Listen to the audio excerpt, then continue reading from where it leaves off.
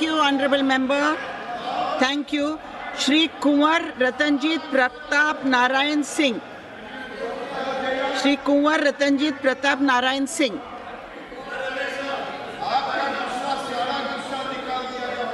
Sir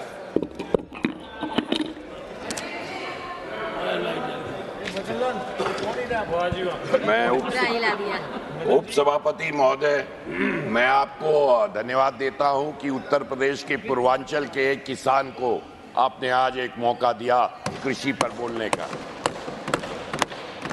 आज मैं, और मुझे बड़ा गर्व है कि आज भी मैं किसानी करता हूं और खुद खेती करता हूं। बाकी जैसे लोगों के लिए खेत भले हो सकता है पर खेत पे नहीं जाते हैं। मैं जब भी पडरौना में रहता हूं तो अपने खेत पे जरूर जाता हूं और रोजाना मेरा परिवार का व्यक्ति कोई खेती करवाता है। तो आज आपने एक पूर्वांचल के व्यक्ति को एग्रीकल्चर पे बोलने का मौका दिया, इसके लिए मैं आपको हृदय से धन्यवाद देना चाहता हूं। बड़ी बातें हमने विपक्ष के बारे में सुनी। मैं सिर्फ कुछ चंद बातें, क्योंकि आंकड़े जो मदन राठौर जी ने दिए हैं मुंह बंद करने के लिए वो बहुत है, तो उससे ले ज़्यादा आंकड़ों के सामने मैं ज़्यादा कहना नहीं चाहता हूं। पर मैं समझना चाहता हूं और आपको बताना चाहता हूं कि तीसरे बार हारने के बाद अब हम 3-4 चीज़ों की ही बात विपक्ष से सुनते हैं।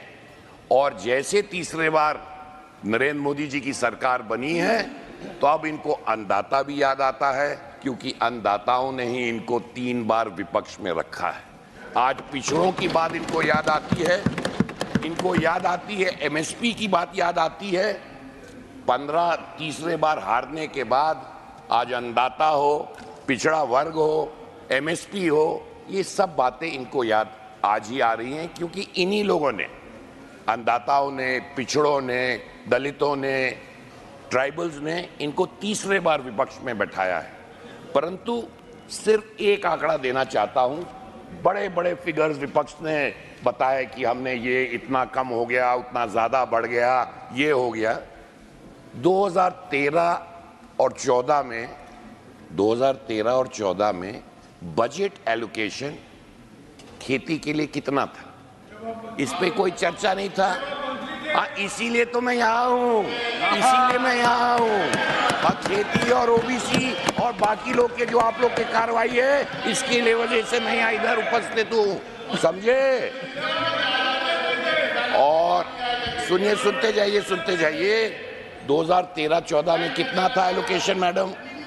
21,934। 21,000, चलिए 22,000 मांग लेते हैं।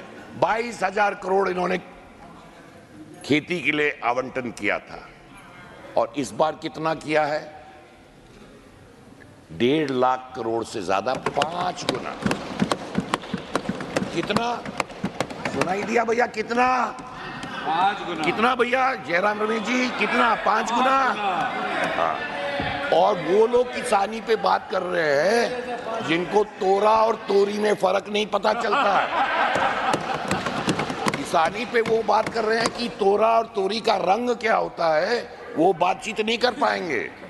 और मैं, एक हरियाणा के नेता कह रहे थे कि भाई एमएसपी का क्या हुआ, हमारे सरकार ने सिर्फ 23% गेहूं खरीदा। अरे भैया, इनको अगर या गेहूं की खेती करते तो जो सबसे गरीब किसान भी होता है, गेहूं बोता है, तो साल भर के लिए अपना गेहूं पूरे साल के लिए रख लेता है घेली में। अब इनको गेहूं कभी बोए हो तब तो जाने, तो सारा एमएसपी कैसे दे देंगे? अरे ये छोटा किसान हो, बड़ा किसान हो, अरे भाई जो किसान है चौधरी साहब, खेती करते हैं तो कुछ घरवा पे रखल जाला ना गेहूं धनवा, या सारा एमएसपी में बटा जाला? कमाल बाकी कैसे एमएसपी में 23% उठाया, उतना नहीं उठाया। मैं तो पूर्वांचल से आता हूं, गन्ना किसान खुद हूं। आज जब से केंद्र और प्रदेश में, हाँ भाई, मेरे पिताजी थे राजा, अब कोई राजा नहीं है, आप अपने को राजा बनाते रहो। धन्यवाद। सर, मैं आपको साफ तौर से बताना चाहता हूं, ये भ्रम की राजनीति करना चाहते हैं। अरे इनको भारतीय जनता पार्टी से नफरत हो सकती है, हो बहुत अच्छी चीज है, इनको नफरत है। अब तो ये कमल को भी गाली देने लग गए हैं और इसलिए इनको मालूम नहीं है कमल किसका सिंहासन है। उपसभापति महोदय, मां सरस्वती का है और मां सरस्वती क्या देती है? सद्बुद्धि और ज्ञान। उसकी कमी रहेगी, इसके कमी की वजह से आज ये बात नहीं कर पाते हैं कि सद्बुद्धि वाली बात नहीं करेंगे। भ्रम के कारण और अन्नदाताओं को और किसानों को, आज गन्ना किसान अगर कुशीनगर में अगर वक्त पे गन्ना गिराता है, सही मूल्य मिलता है और 15 दिन के अंदर पेमेंट किसान को, गन्ना किसान को मिलता है, उसके बारे में नहीं चर्चा करें। मैं साफ तौर से तमाम और मुद्दे थे पर तमाम लोगों ने, हमारे नागर साहब ने भी बहुत विस्तृत जानकारी दी। फसल बीमा योजना की बात हुई, उस पर चर्चा नहीं करी, कमियां हैं। अरे भाई तुम्ही ने फसल बीमा योजना कर दी होती, फसल बीमा योजना क्यों नहीं की? आपने किसान क्रेडिट कार्ड में कितने पैसे दिए? आपने सॉइल हेल्थ कार्ड कितने दिए? आपके टाइम में अच्छा सॉइल हेल्थ कार्ड तो होता ही नहीं था आपके टाइम में, क्योंकि खेती से क्या मतलब है, भाषण देने रहता है। आज 23 लाख से ज्यादा लोगों के पास सॉइल हेल्थ कार्ड है और किसान सम्मान निधि के बारे में तो इन्होंने चर्चा ही नहीं की। ये अच्छा कार्यक्रम है, खराब कार्यक्रम है, विपक्ष ने इस पे कोई चर्चा नहीं की। 11 करोड़ किसानों को आज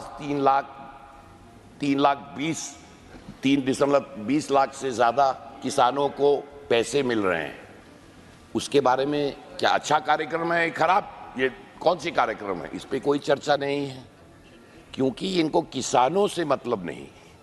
इनको सिर्फ अगर मतलब है किसी तरह भ्रम से, अंत में, समय मेरा खत्म हो गया, अंत में यही कहना चाहता हूं कि मैं माननीय कृषि मंत्री से कहना चाहूंगा, और हमें पूरा भरोसा है, जिस तरह आपने मध्य प्रदेश की खेती को बदल के पंजाब से आगे ले गए थे, इसी आने वाले समय में जिस तरह नरेंद्र मोदी जी के 10 सालों में उनके धन्यवाद सम्मानीय सदस्य, देश की खेती को आप आगे ले जाने का काम करेंगे, मुझे पूर्ण विश्वास है माननीय मंत्री। एक मान मैं करना चाहता हूं, पूर्वांचल से आता हूं। एक जमाने में चीनी की कटोरी, हमें कहा जाता था कि सारा गन्ना की फैक्ट्रियां और गन्ना हमारे यहाँ होता था। प्राविधान अगर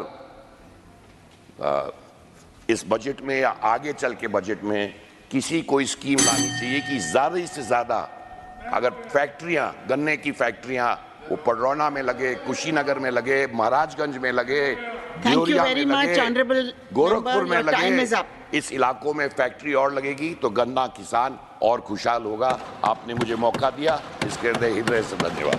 thank you very much. Honourable